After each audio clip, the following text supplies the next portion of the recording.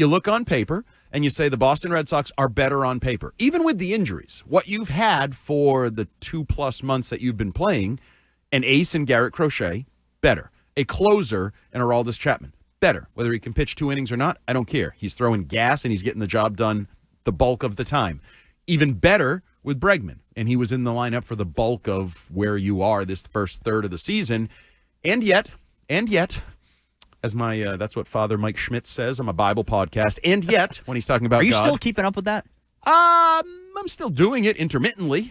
Yeah. Just when you feel it being needed? Probably not as consistent as the big man upstairs would like. And I'm not talking about Mike Thomas. I'm talking about God looking down on me. He's like, yeah, you kind of skipped a week. I did. Same idea.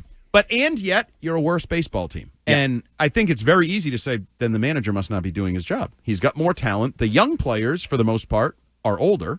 Now, you have Campbell and Meyer in the mix that are young, that are rookies. But you have a little more experience with Rafaela, a little more experience with Duran. Had more experience with Casas until he went down. Abreu has a little bit more experience. So if they're not winning, I think it's very easy, very simplistic to say the coaching stinks. Is that fair? I think it is fair because of the manner in which they're losing. We were just talking a moment before we went on air about the 1-run losses. They're up to 7-17, I think, with their – or no, they won by 2, so it's still 6-17. Yeah, that kind of screwed them. Although it evens it out because they lost that game on a grand slam in extra innings. So I think those two, because that's really a 1-run loss. Yeah. And this is really a 1-run win, even though multiple runs score. So that's why I think the people that are calling for changes are justified, because you can easily say that a decision to let Greg Weissert pitch a second inning in Detroit, or the decisions to pull starters at certain points, have led directly or indirectly to 1-run losses that you could have reversed if Alex Cora or Ramon Vasquez were making different decisions. So unfortunately, because of the fact that they're losing these tight games, and a lot of them are also because of stupid mistakes, bad steals, errors, these things that you're supposed to coach out of a group, it's not like your offense is just going cold. That's a reason, but it's not the only reason. So I think the people that are the kind of growing mob that you're seeing outside Fenway Park. Did you see the actual dumpster fire outside Fenway a couple nights ago? There was a legitimate after game 2. I think it was after the extra 4-3 extra inning game. There was a legitimate Lansdowne dumpster on fire outside Fenway Park. And was Alex Cora sitting in the center saying it's fine? He said we got a good trash can. It's fine. We're good. Yeah. We're a good trash can. Yeah. And this fire will go out. And once this fire goes out, this trash will be just fine in here.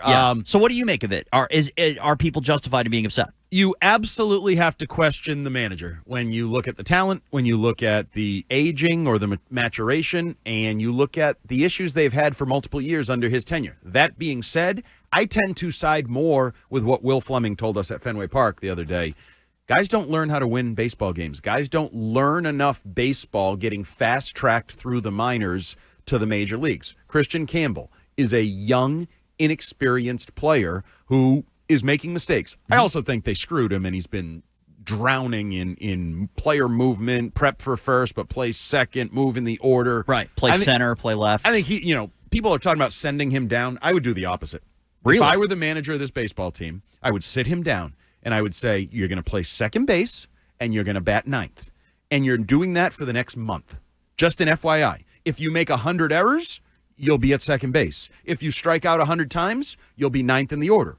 If you hit 15 home runs and play the best defense of your life, you're still going to be at second base, batting ninth. I think that's what he needs, is just a calm, I don't have to think about anything. I show up, I know when I'm hitting, I know what position I'm playing, I know where to take ground balls. That's what, I would do with him. I think you're right, but I also think this organization isn't capable of that kind of consistency. I mean, he has not been playing. He's been playing 2 out of every 3 games. They love David Hamilton, and they're justified in doing so.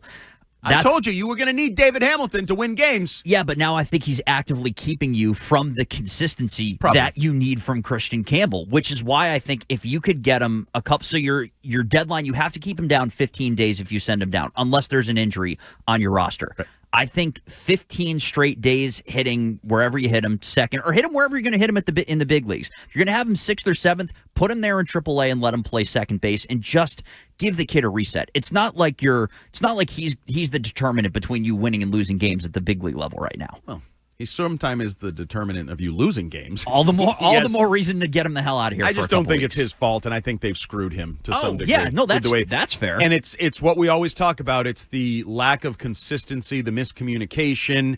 First of all, he didn't win the job. He got the job because he signed a contract. I firmly believe that. It was a bag job to start the year because he did not win the job in spring training. Right. Then he signs the contract, is the major league second baseman, gets off to a great start, and you're like, wow, this fell into place. And then they jerked him around, and it led to mistakes and problems.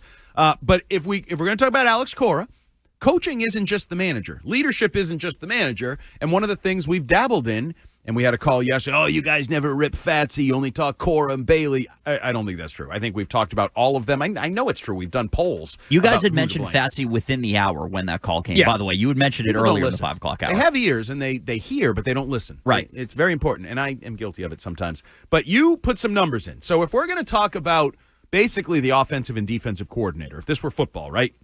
Happens in football all the time, right? The team struggles. You don't fire the head coach. You change play callers. You fire the coordinator. You promote the quarterback's coach. He's now whatever. So could that be a consideration for the Boston Red Sox?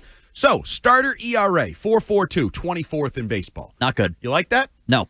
And that's with Garrett Crochet. Well, just if you took Garrett Crochet, I'm guessing you dropped down significantly from It's there. Probably Rockies, White Sox, Red Sox if you take Crochet out of it. Yeah. Bullpen ERA, 3.44, 10th.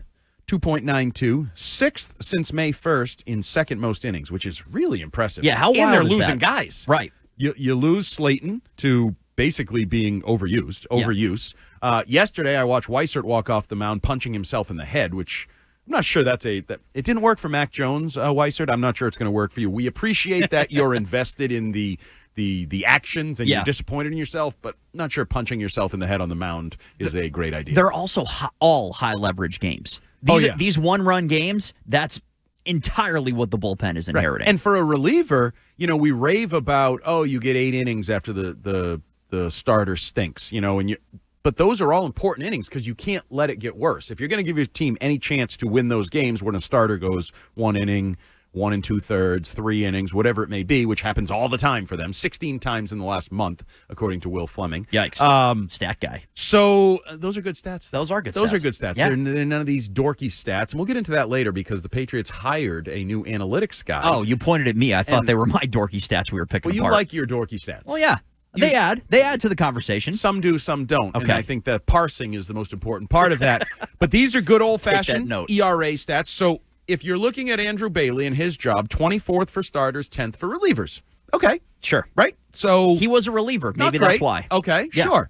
Or maybe because he's got Chapman and a couple guys that are pretty good, although they have had their ups and downs. Other than Chapman, you have 1 blown save. The rest, Whitlock had his ups and downs for a little bit there.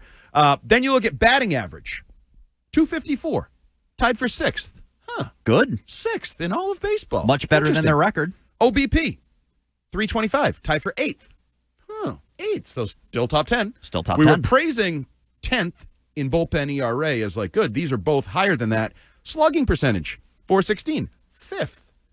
So maybe it's not the offense, but this is where I would push back. I think those are Jason Tatum-like numbers. Mm-hmm. And what I mean by that is people are like, what, really good? No. Tatum's numbers are not consistent, especially in the postseason. You've heard me bitch and bitch and bitch here on WEEI Afternoons. You watch a playoff game, and it's like Tatum finishes with 29 after he went 0 for 12 to start the game shooting and was part of why they got off to a slow start and then has a big third.